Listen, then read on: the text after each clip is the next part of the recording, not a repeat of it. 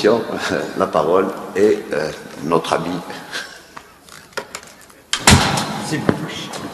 Voilà. Merci, Monsieur le Président. Donc, je tiens avant tout à remercier Monsieur Thaboul d'avoir pensé à m'inviter à ce jury. Je remercie également le professeur Madani, donc président du BBBS, c'est ça? Voilà, 3BS. Et donc, je crois que tout a été dit par les collègues qui viennent de précéder. Je suis d'accord pour dire qu'effectivement, c'est un parcours d'exception. Je crois que vous avez pu avoir des résultats en une année. Vous avez rédigé votre thèse et publié un certain nombre d'articles scientifiques en une année également. Vous avez également publié, je ne sais pas, une dizaine d'articles scientifiques après votre soutenance de doctorat. Je crois que c'est ça un parcours exceptionnel. Vous avez prouvé à travers votre parcours que vous êtes un élément extrêmement dynamique. Vous travaillez sans relâche. Sincèrement, pour rajouter encore une couche supplémentaire, il n'y a absolument rien à dire. C'est un dossier embêtant. Embêtant, hein, et pas...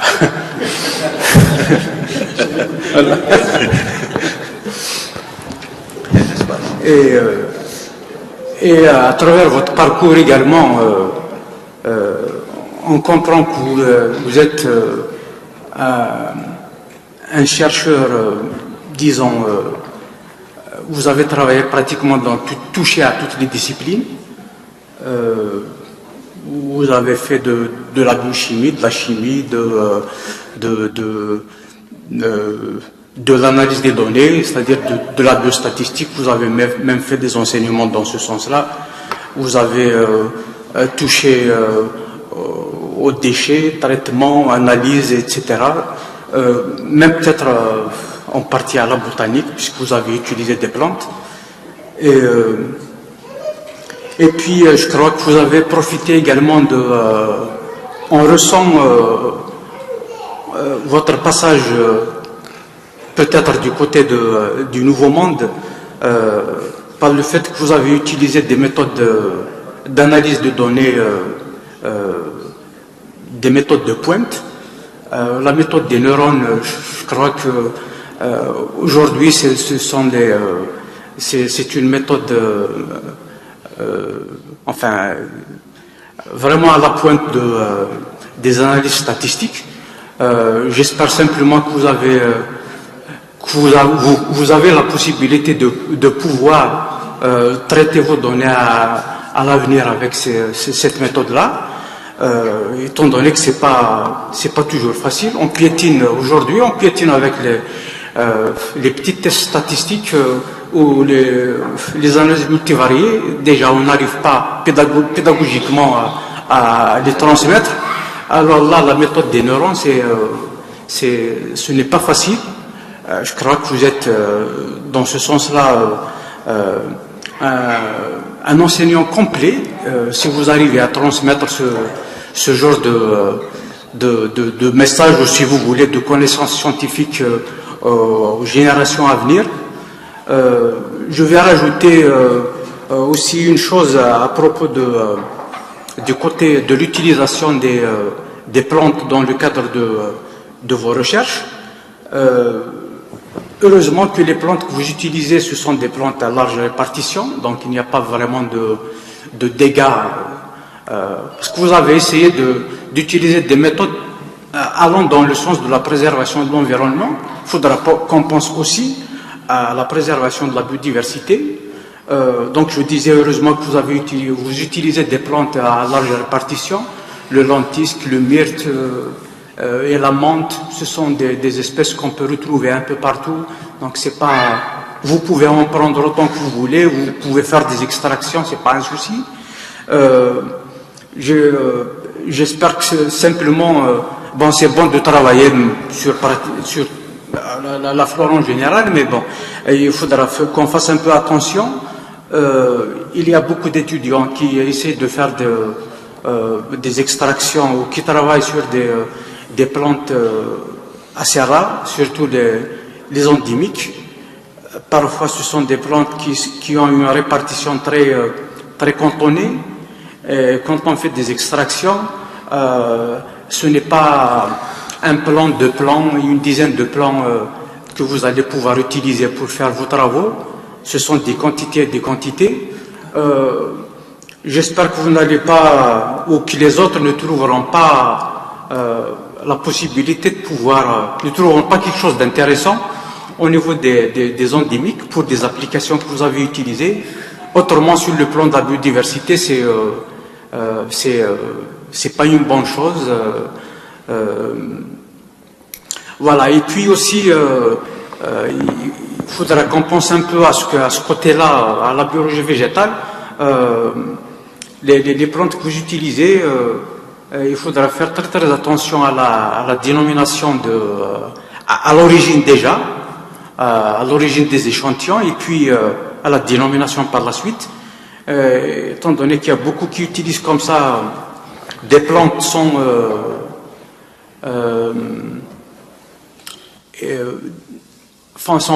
faire attention, si vous voulez, aux dénominations. Ils peuvent utiliser une plante et la dénommer autrement. Il y a des difficultés parfois au niveau des déterminations. J'espère que il va y avoir un peu plus de place pour la biologie végétale au niveau de l'université algérienne. Autrement, on va avoir des difficultés à l'avenir quant à l'utilisation des plantes. Voilà, donc, sans trop tarder, je dirais que vous avez fait un travail exceptionnel. Vous avez vraiment pris, vos travaux ont été faits, si vous voulez, à une vitesse 220 à l'heure. J'espère que simplement que vous n'utilisez pas la même. Si vous conduisez, vous ne conduisez pas à la même vitesse. Hein. Ah si.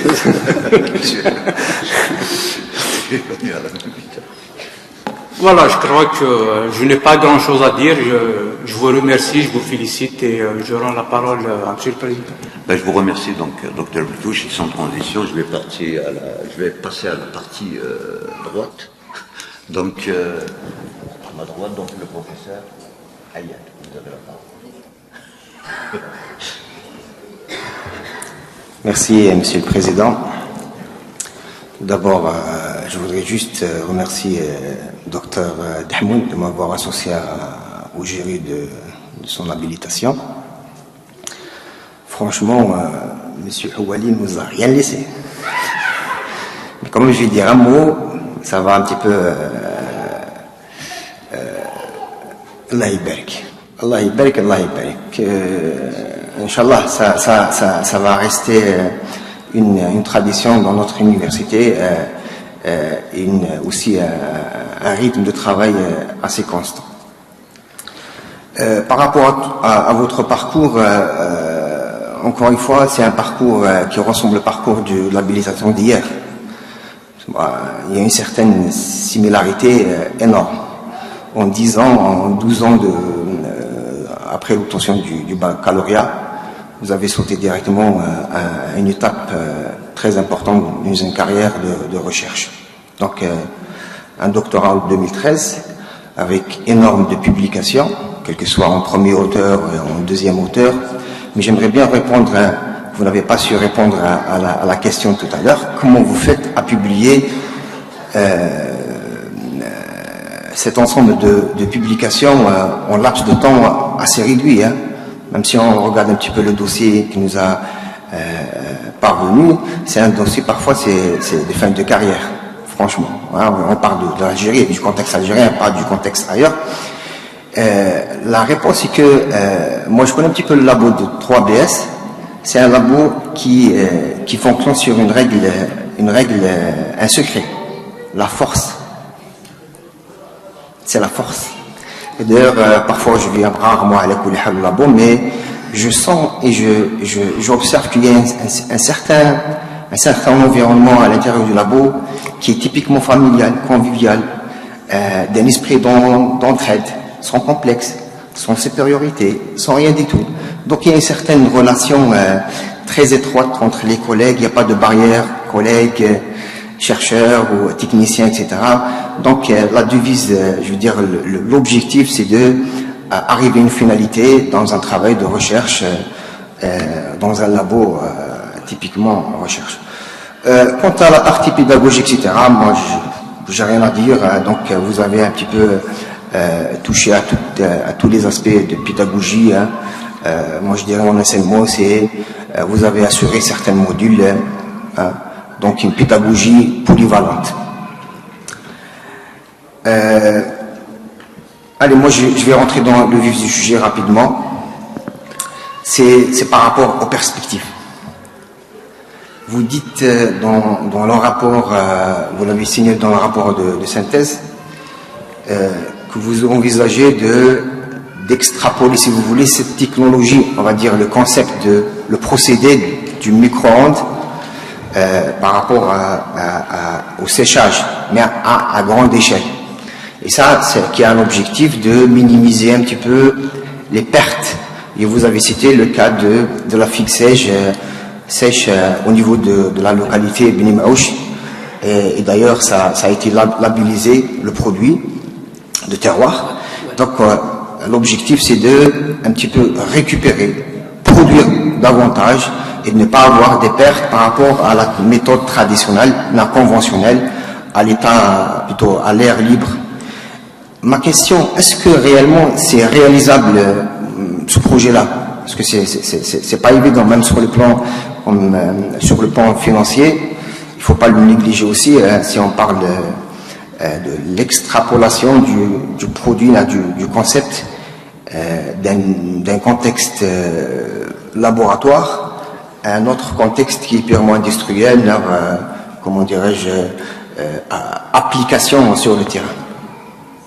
Bon, merci pour cette question. Donc, concernant à l'échelle industrielle, sachant que le fonctionnement des micro-ondes, donc le générateur du micro-ondes, donc c'est un magnétron. Les magnétrons sont pas chers. Donc, ce sont des générateurs qui sont pas, donc économiquement parlant, sont pas chers. Bon, vous allez les fonctionner comment? Par quel moyen d'énergie? Par les micro-ondes. Oui. Bon, le magnétron, le générateur des ondes. Oui. Donc le magnétron, donc il n'est pas cher.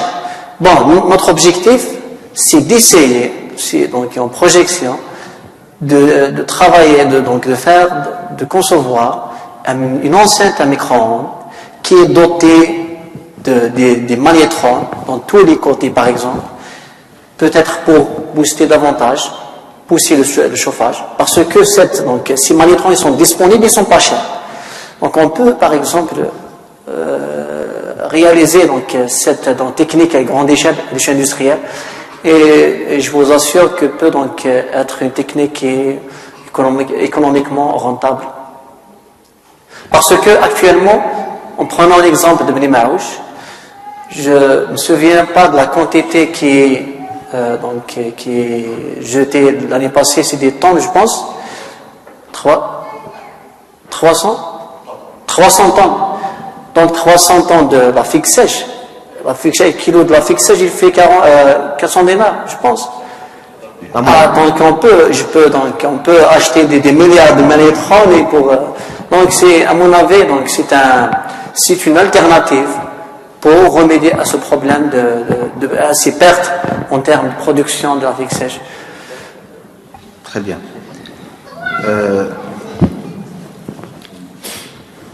Quand on regarde un petit peu le dossier, beaucoup plus la partie publication, etc., Moi, ce que j'ai constaté que vous avez une panoplie de produits, on va dire de ce produit, même si le mot vous plaît pas. Je ne sais pas ce que ce produit, c'est pas le déchet, ce produit. On parle de ce produit. Donc les extraits maintenant avec différentes origines d'extraits de la plante, la racine, la tige, la feuille, etc. Et quand on regarde un petit peu toutes les activités expérimentées pour voir leur pouvoir d'action sur l'organisme, vous êtes uniquement contenté sur deux activités, c'est l'activité antioxydante et l'activité antibactérienne, pardon. Alors que je pense que dans toutes les publications, il y a d'autres activités qui sont investiguées pour voir certains effets de certains extraits de végétaux d'une manière générale. La question, est-ce que c'est le manque ou uniquement c'est les deux activités qui vous intéressent, je dirais, à l'heure actuelle? Bon, je rajoute juste un petit pardon. Même ces activités-là sont plutôt expérimentées, ça reste toujours à l'échelle in vitro. Ouais. Et moi, je dirais, c'est un petit reproche que je fais à nos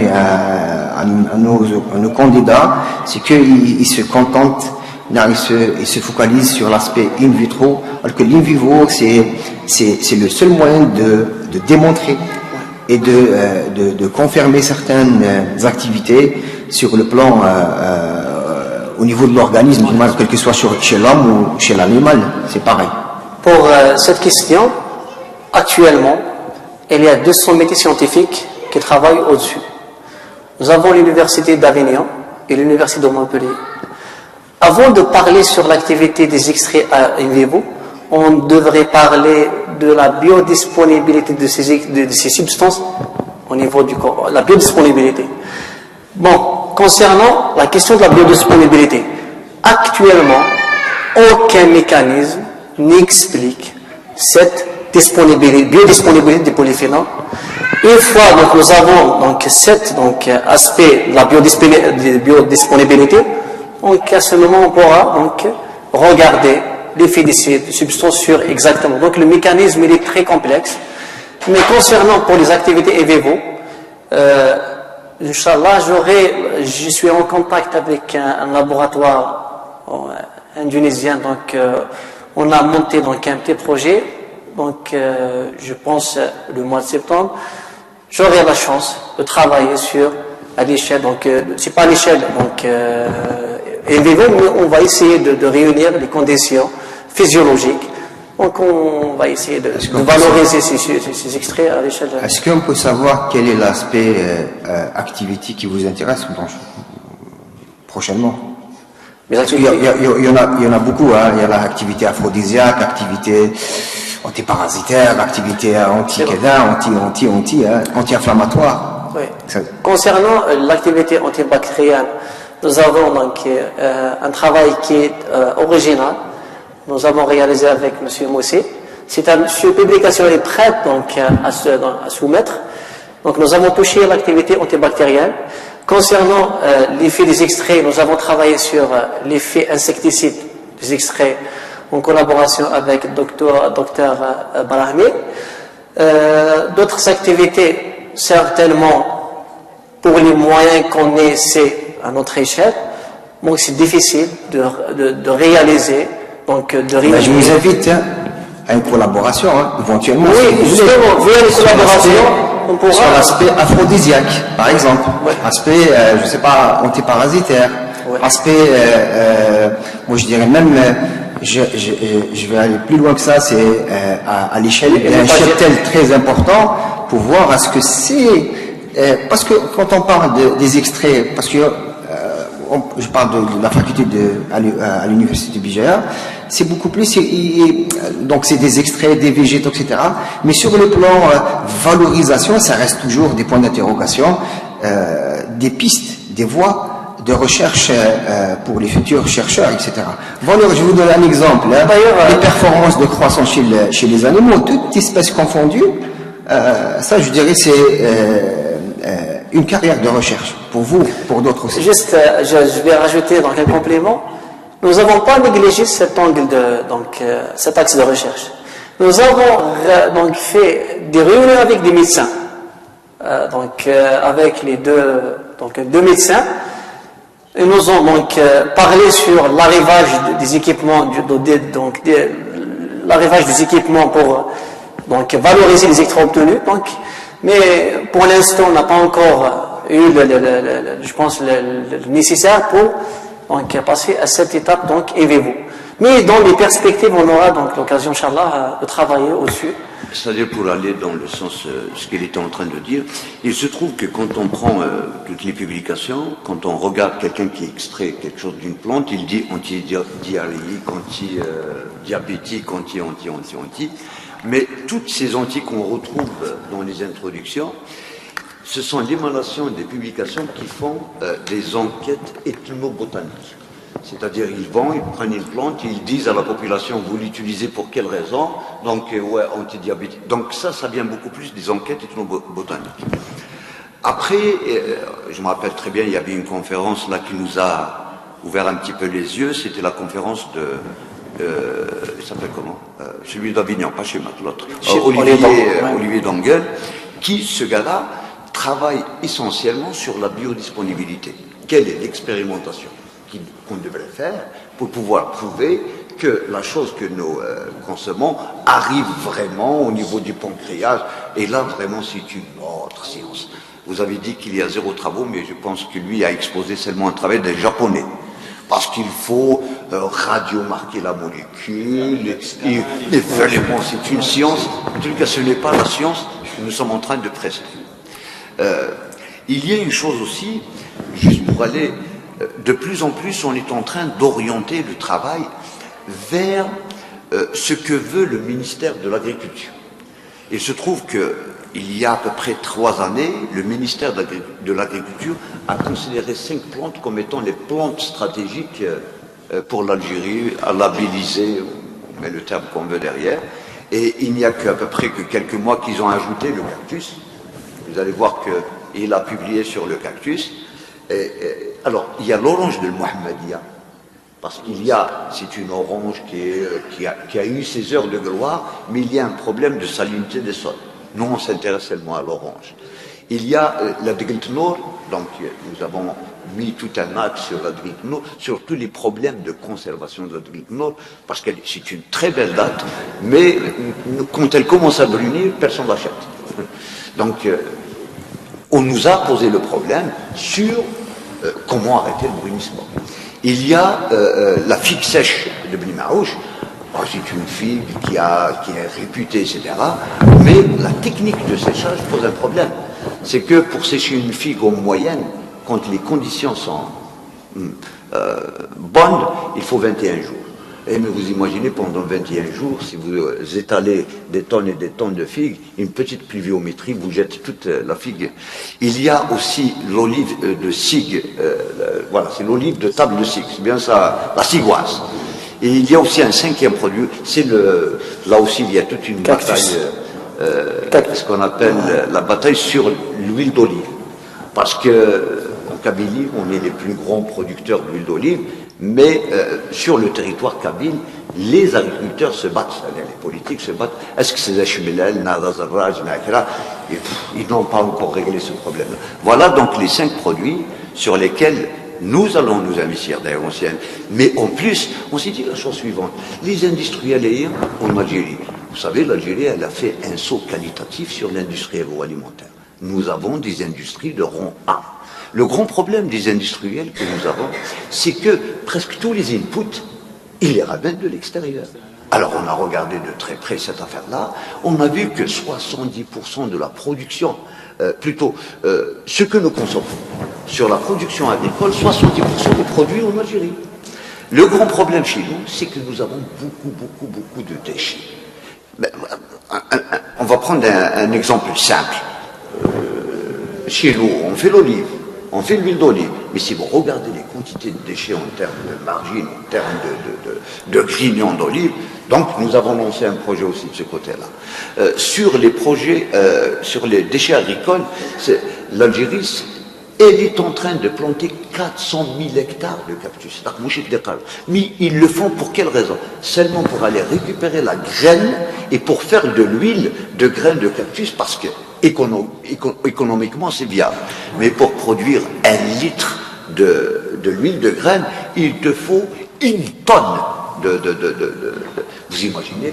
Donc on a orienté pour produire le concentré de jus de cactus, pour pouvoir produire de la matière pectinique, le mucilage, pour pouvoir le mettre dans l'industrie boissonnière. Et ça, on va le discuter tout à l'heure quand on va manger. On peut croiser des compétences de différentes spécialités pour pouvoir faire quelque chose.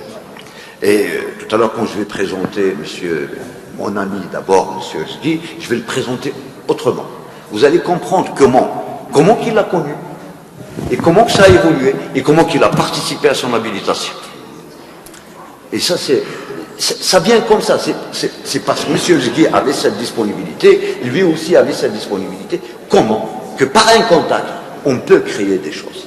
Et c'est ça les habilitations servent à ça, les rencontres entre les gens, ça sert à ça, etc. etc. Excuse-moi si j'ai pris la parole. Donc, je termine juste mon intervention. Je rappelle que le monde de la recherche, c'est pas une personne. Et là, on parle de groupe de recherche, on parle pas de personnes de recherche. Je pense là, il y a plusieurs disciplines, l'animal, le végétal, la chimie, de l'écologie, de l'alimentaire, etc. Donc, je pense, c'est la force. Et là, je dis, c'est la force du groupe, c'est ça.